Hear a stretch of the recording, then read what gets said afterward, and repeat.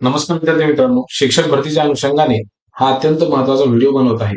मागील काही दिवसांमध्ये मी YouTubeवरती असे व्हिडिओ बघितले, की कोल्हापूर जिल्ह्यामध्ये एवढ्या जागा येणार आहेत, दुसऱ्या एका जिल्ह्यामध्ये एवढ्या जागा येणार आहेत, महाराष्ट्र राज्यामध्ये एवढ्या रिक्त जागा आहेत. अरे बाबांनो थांबा, अशा पद्धतीने सध्या जागा कोणीही डिक्लेअर करू नका आणि जर समजा अशा पद्धतीने कुणी जागा डिक्लेअर करत असेल, तर त्यांच्यावरती 0% विश्वास ठेवा.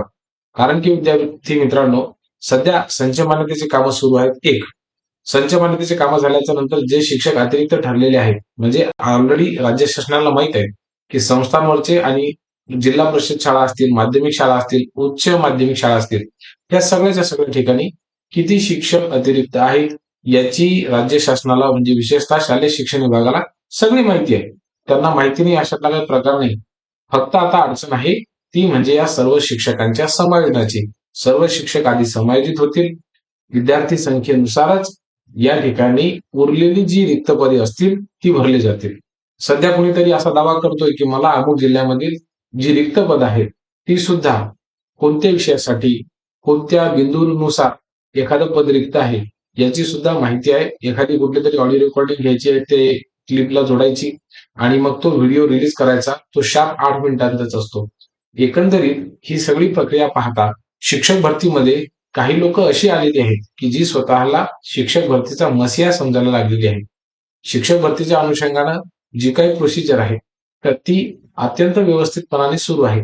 मी जे सुरुवातीला व्हिडिओ टाकले होते कट ऑफचे, त्यावेळेला सुद्धा सांगितलं होतं की पुढच्या वर्षी ऑगस्ट महिन्यापर्यंत ही शिक्षक भरतीची प्रक्रिया चालणार आहे.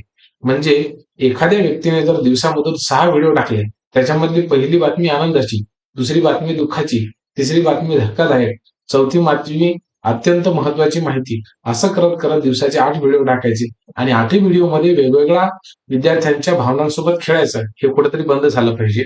सर्व अभियोग्यताधारक हे समजदार आहेत. तुम्हा सर्वांना बांधवांना सांगू इच्छितो की ही जी शिक्षक भरती आहे तर तिला सुरुवात होईल जूनच्या शेवटी शेवटी. याला अधिक विलंब सुद्धा लागू शकतो. कोणीही कितीही हातपाय आपटले तरी सुद्धा शिक्षण विभाग ज्या वेगाने काम करायचं आहे त्याच वेगाने. आता मी हे तुम्हाला थेटपणे सांगतोय म्हणून कदाचित माझ्या सांगण्याचा तुम्हाला राग सुद्धा येऊ शकतो. शिक्षक भरती लवकरात लवकर सुरू व्हायला पाहिजे, यामध्ये मुळीच काहीही शंका नाही. प्रत्येक जणाला वाटतं की ही जी भरती आहे ती तात्काळ व्हावी, लवकरात लवकर नोकरीवरती लागावं.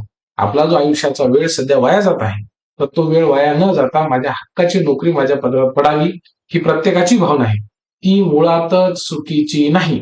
परंतु तुम्हाला सांगतो मी, शिक्षण विभागामध्ये जेवढा गलथान पसारा कारभाराचा आहे तेवढा इतर कोणत्याही विभागामध्ये तुम्हाला शोधून सापडेल.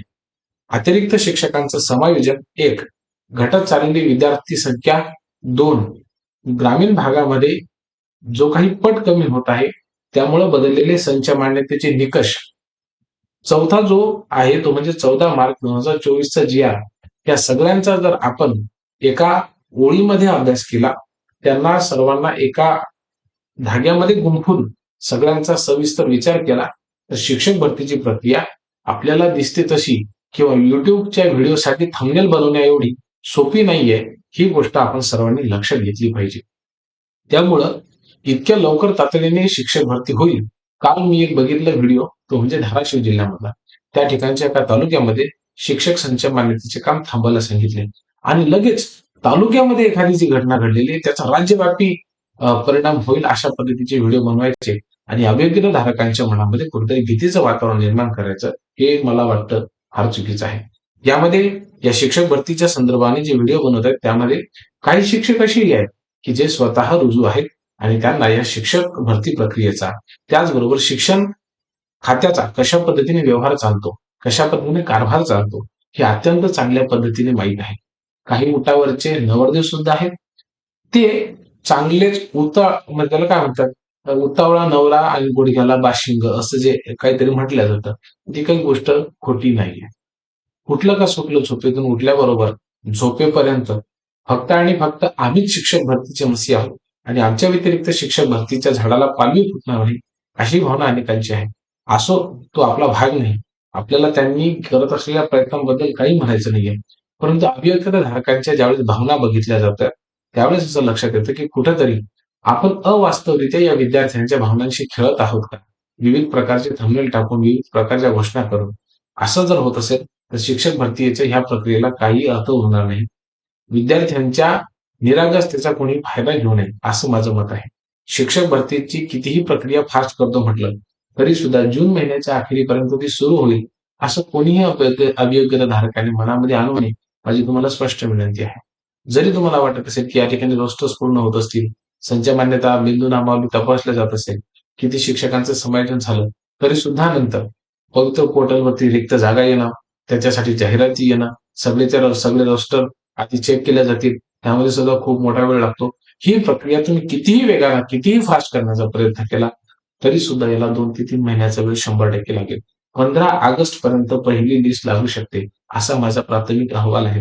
असा माझा प्राथमिक अंदाज सुद्धा आहे. तुम्हाला काय वाटतं? हे मला माहिती नाही. कदाचित मी सांगतोय तुमच्या भावना दुखावल्या जाऊ शकतात. आमच्या भावना अशा आहेत, की ज्या फार लवकर दुखावल्या जातात. त्या भावनांना खरं ऐकण्याची सवय नसते. म्हणून खोटं-खोटं ऐकून आम्ही रोज थोड्या-थोड्या स्वरूपामध्ये आमच्या भावना दुखवून घ्यायला लागतो. आमचं असंच असते, की एक घाव दोन तुकडे. जे आहे ते खरं सांगून देतो. विद्यार्थ्यांना खोट्या आशेवरती बसवत नाही. म्हणून माझी सर्व अभिप्रायधारकांना विनंती आहे.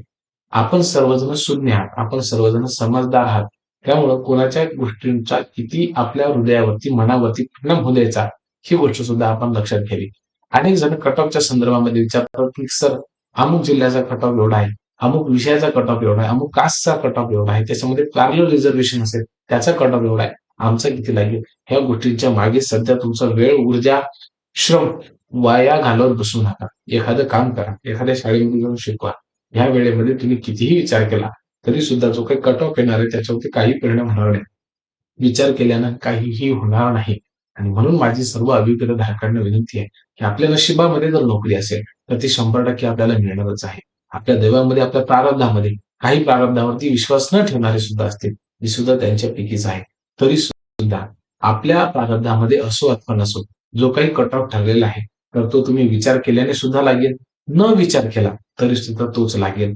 आपला फायदा अशातच आहे, की अनावश्यक पद्धतीने विचार करून आपली वेळ, ऊर्जा, श्रम याच्यामध्ये वाया न घालवणं हे खऱ्या सुज्ञ तरुणाचं लक्षण असतं. म्हणून माझ्या सर्व अभिप्रायधारकांना कळकळीची नम्र विनंती आहे, की बाबांनो अशा थंबनेलपासून स्वतःचा बचाव करा. येणाऱ्या टी-ई-टीचा, सी-ई-टीचा चांगल्या पद्धतीने अभ्यास करा. कोणतीही क्लास लावण्याची आवश्यकता नाही. त्या संदर्भामध्ये कधीतरी सांगेल, की आपण काय करायला पाहिजे.